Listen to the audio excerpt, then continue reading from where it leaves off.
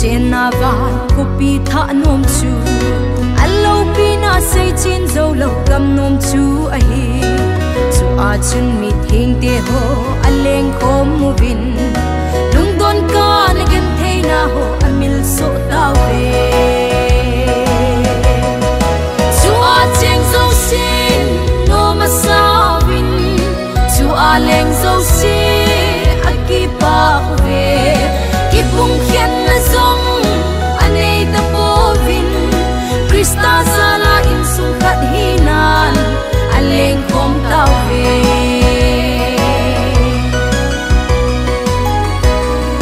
pakai khopi sim gam no kitchen na diu chu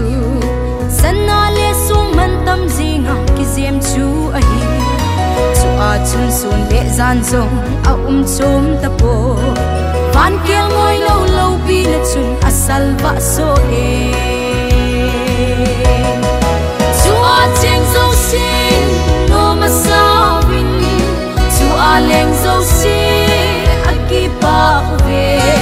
ki pung khian na zong anei ta po vin Krista sala in sung khat hinan aleng khom taw ve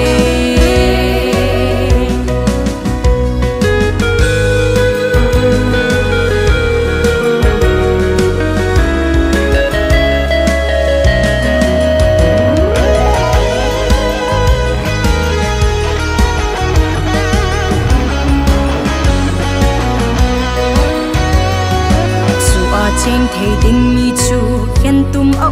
ko Krista ti san a ki so thing zo si chu hi ding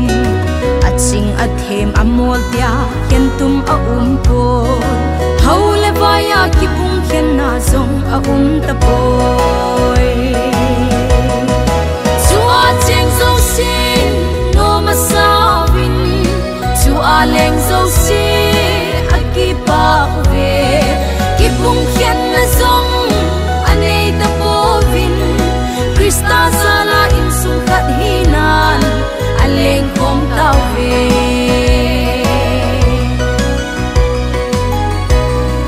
chu chi khopi nom ta chu i lun teng le leng vai ken thei te ho zong ki pa taw vin te le mau wa te zong imit liu chengu